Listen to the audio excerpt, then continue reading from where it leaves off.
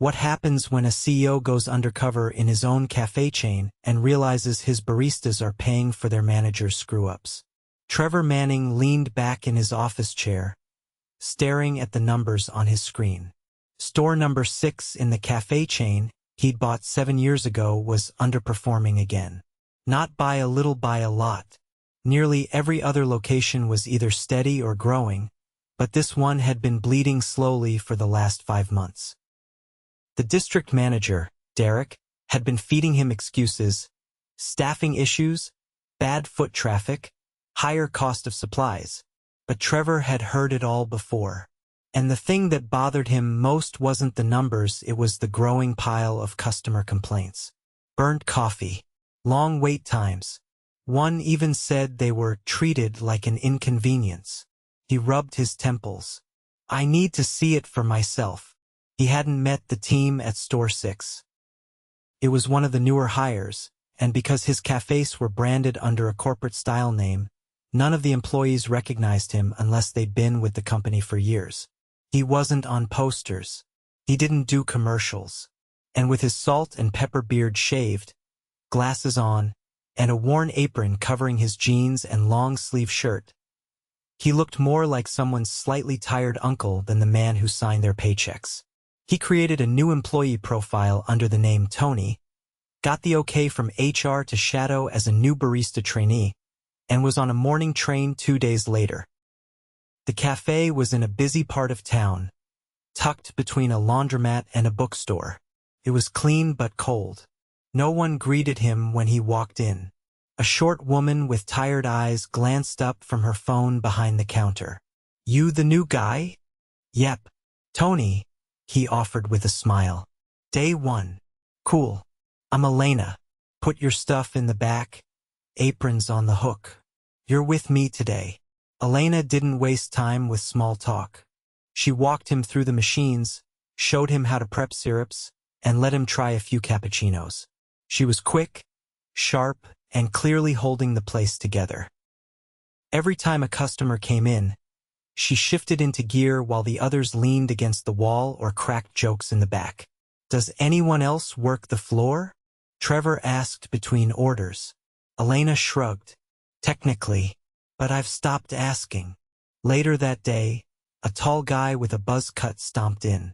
Who left the register drawer short again? He snapped, tossing his keys onto the counter. Elena froze. It wasn't short when I closed last night. Then explain this. The man Tommy, the store manager said, holding up a receipt. We were off by $60. Trevor watched quietly as Elena's jaw clenched. We had a rush. Maybe someone gave back the wrong change. Not my problem, Tommy said. Tips are covering it. Again. Wait, Trevor said before he could stop himself. You're using tips to cover shortages? Tommy looked him over with a bored expression. You're the new guy, right? Don't worry about it. But Trevor couldn't let it go. Isn't that against policy? Tommy leaned in. You want to work here? Or you want to ask stupid questions? Trevor felt a flicker of heat in his chest. He forced himself to look away. Not yet. He needed to see more. The rest of the week, Trevor kept his head down and paid attention. He saw Elena skip her lunch breaks to cover the register. He saw Tommy disappear for hours, then return and scold the team for being lazy. He watched another worker, Jason, quietly slip a muffin into a paper bag and hand it to a homeless man outside, and then get chewed out for giving away product. But the worst came Friday night. It was closing shift. They were counting the till. Trevor stood beside Elena, who'd been handling the register all day. Drawers short again, Tommy announced, tossing the receipt onto the counter. What? Elena blinked. It can't be. I counted every order. Then it's your fault. Tips are going in. Tommy, that's over $90. Don't care. You're lucky I don't write you up. She didn't fight. She just nodded, her face blank, and walked to the back to grab the tip jar. Trevor followed her. You okay? He asked quietly. No, she said, voice shaking. But what can I do? He said if we don't cover it, he'll report us as thieves. Trevor clenched his fists. You're not thieves. She gave a bitter laugh. Tell that to the guy who signs our paychecks. Trevor looked at her, heart pounding. She didn't know. None of them did. But they would soon. Saturday morning opened with a dull, overcast sky and a line forming before the cafe doors even unlocked. Trevor arrived 15 minutes early, the same as he had every day that week, and found Elena already prepping the espresso machines. She didn't look up when he entered. Her movements were quieter than usual, methodical, like she'd shut something off inside. A young guy with a nose ring and a faded green beanie walked in a few minutes later, yawning and scrolling through his phone. He dropped his backpack by the drink fridge and wandered behind the counter without washing his hands. Calvin, Elena said, tightening a milk jug cap. You were supposed to be here at 6. It's 6:30. I was up late, he mumbled. You're still expected to show up when you're scheduled. Relax, it's just coffee. Elena didn't argue. She just handed Trevor the bar rag and gestured toward the pastry case. Wipe that down, then refill the napkin holders. We're going to be slammed. The line outside was growing. A few people were already tapping on the windows, checking watches. Elena opened the doors at exactly 7. Within 5 minutes, the register was ringing nonstop. Trevor took orders while Calvin fumbled through drinks, getting ratios wrong and forgetting to steam milk on 2 lattes. Flat white for Jenna? He called. That's not a flat white, the woman said, peering into the cup. This is half foam. Calvin rolled his eyes. It's what the machine gave me. I asked for a flat white. This is a cappuccino. Trevor stepped in quickly. Let me get that fixed for you. He remade the drink while Calvin slouched against the counter, chewing gum. Elena passed by, whispering just loud enough for Trevor to hear. He's the assistant manager. When the rush died down, Trevor caught Calvin leaning on the counter, phone in hand again. Elena was restocking syrups, and Trevor was sweeping near the condiment station. You ever think about doing more than this? Calvin asked, not looking up. More than what? This.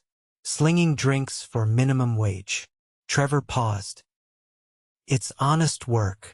Calvin snorted. It's a joke. No benefits, barely above broke.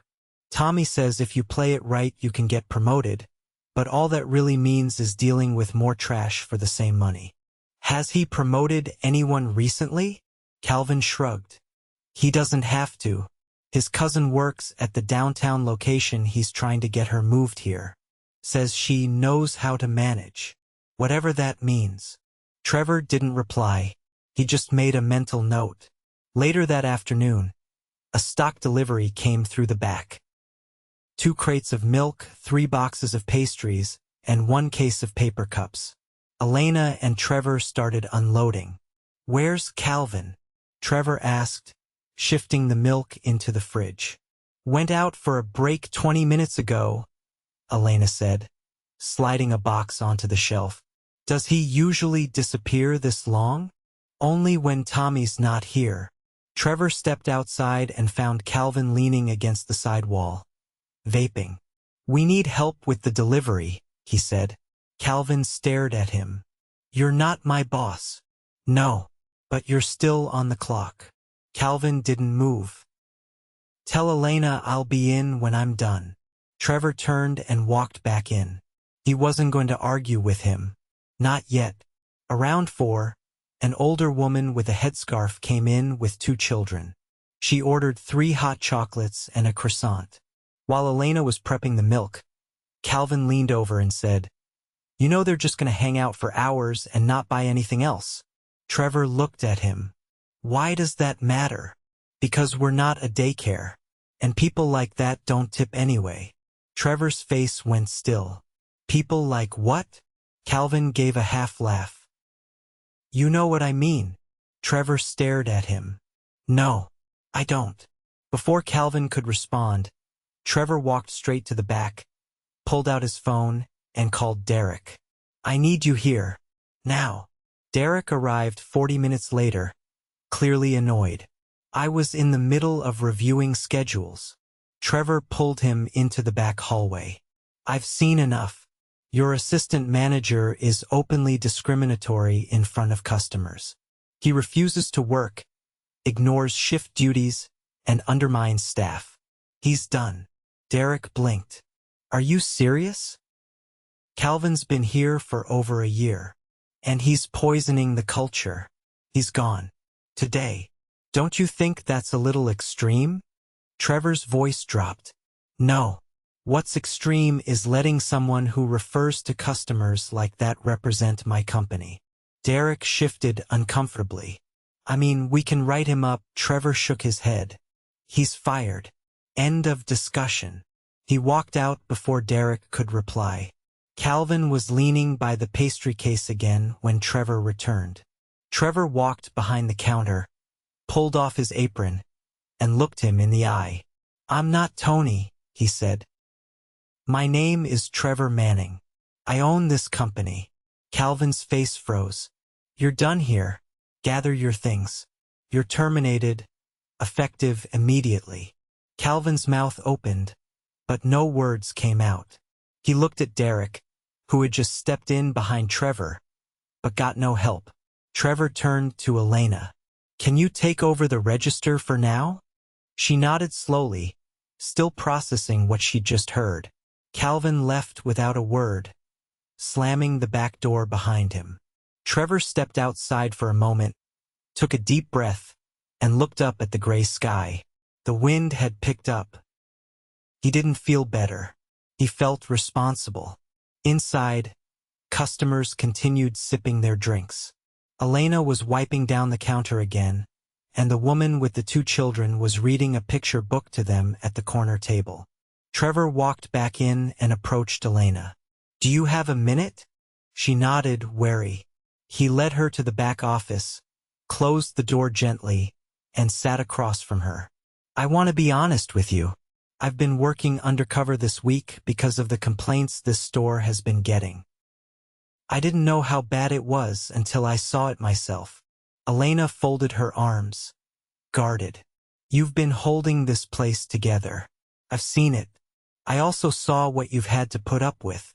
She didn't speak, but her expression softened slightly. "I can't fix everything overnight," he said. "But I'm starting now. Calvin won't be back, and I'll be reviewing Tommy's conduct next." She nodded slowly. "Thank you." Trevor stood. "I'm not asking you to trust me yet. Just give me a chance to make this right." As they stepped back out into the cafe, the air felt different, charged, but lighter. Trevor wasn't done. Tommy was next. But for the first time that week, he felt like he had walked one step closer to the truth.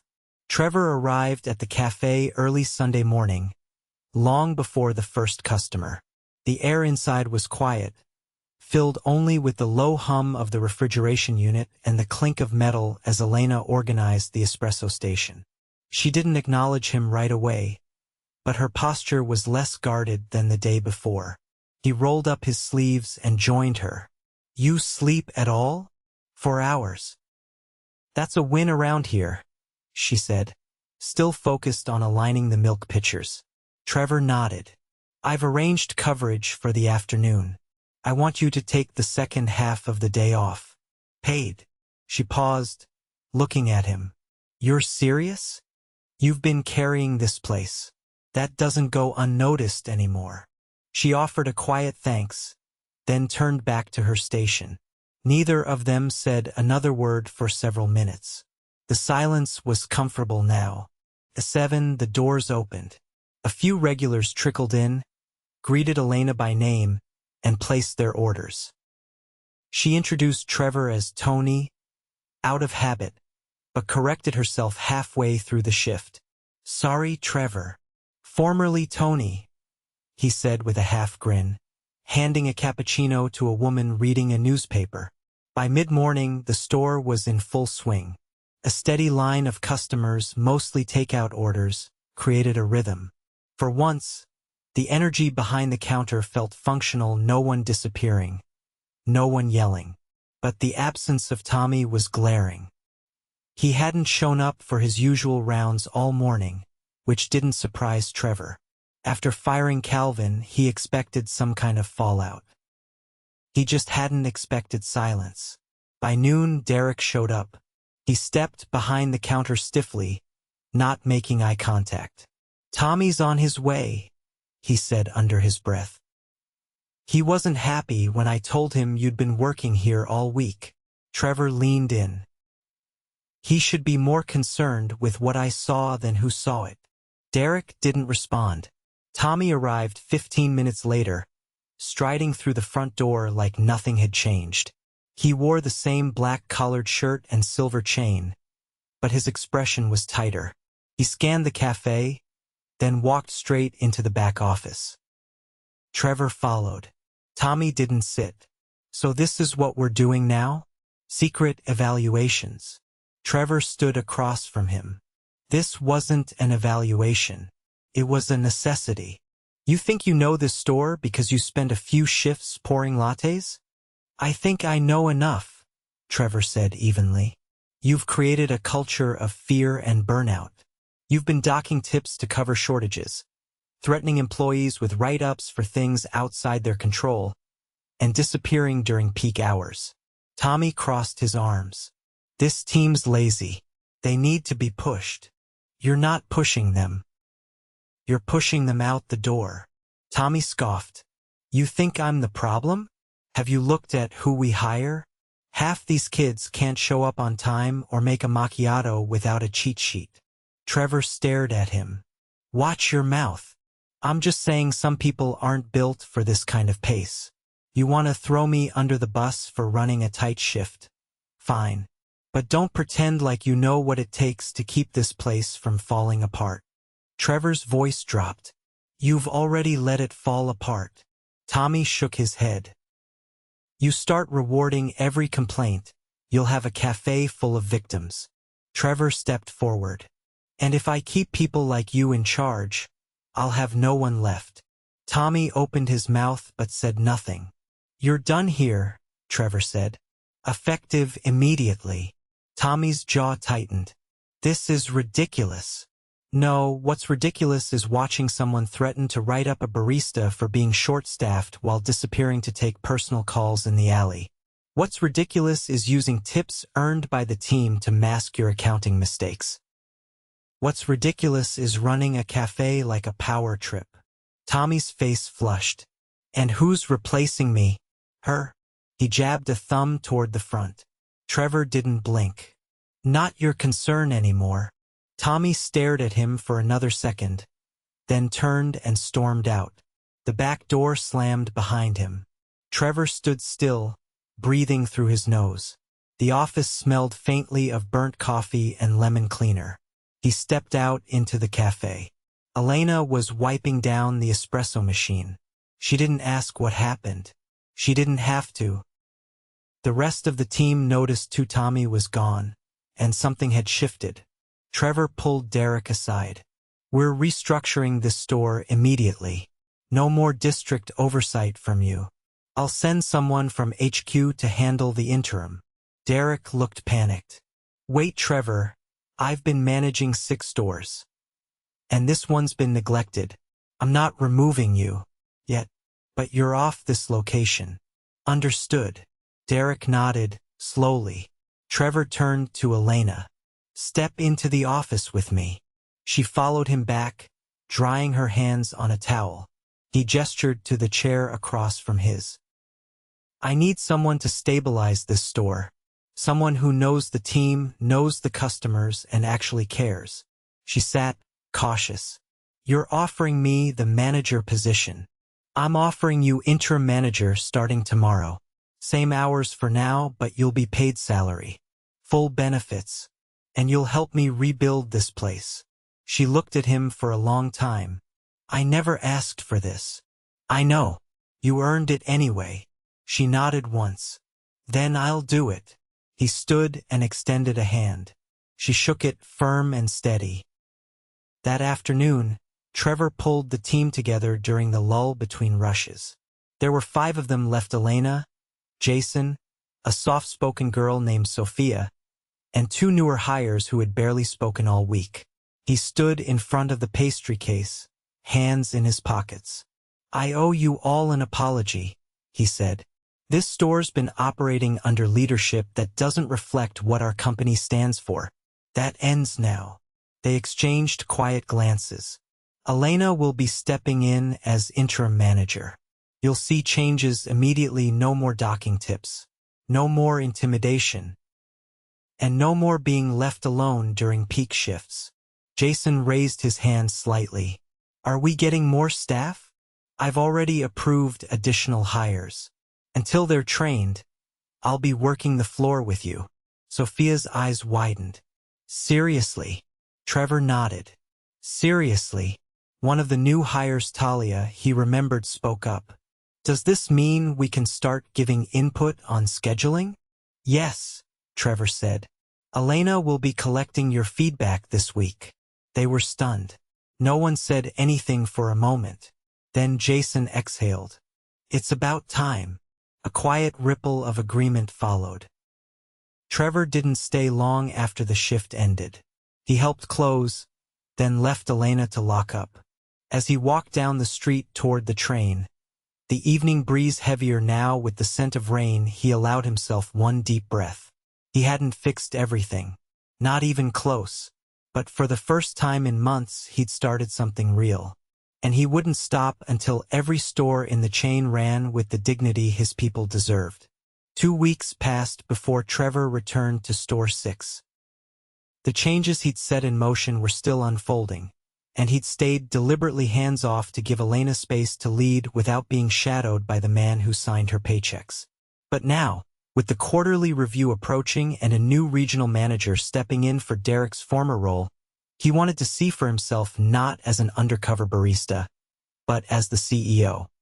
He arrived just after the morning rush, dressed plainly but no longer hiding who he was.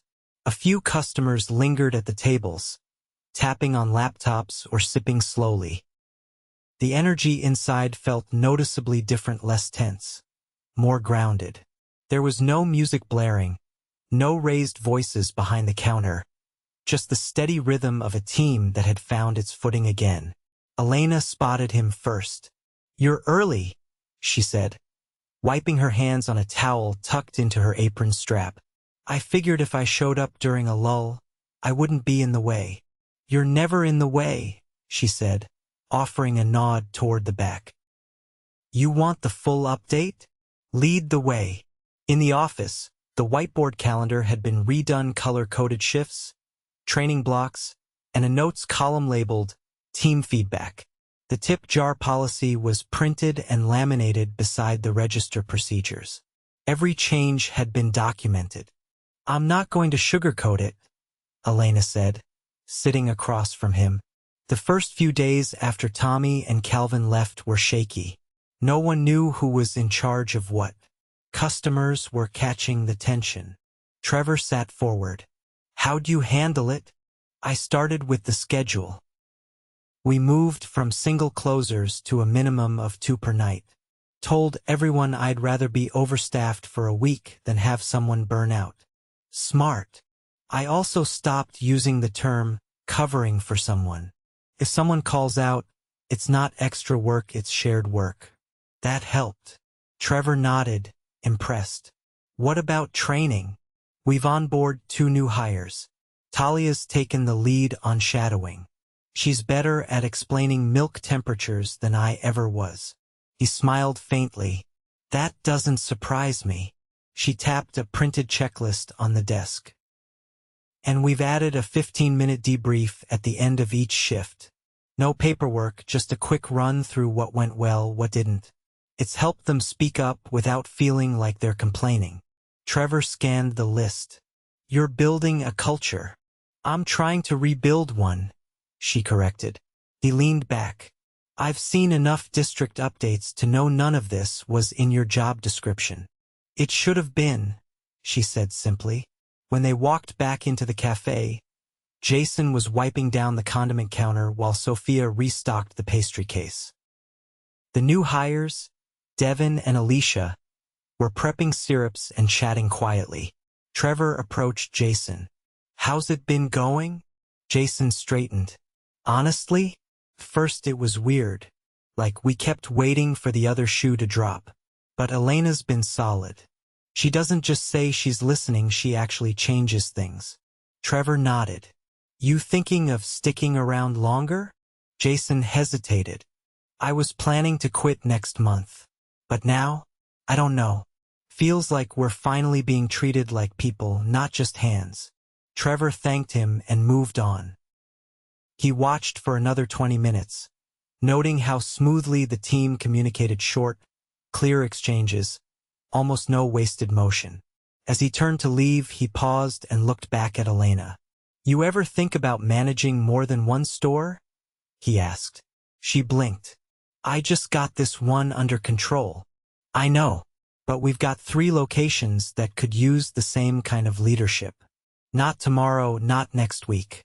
But I'd like you to consider it." She didn't answer right away.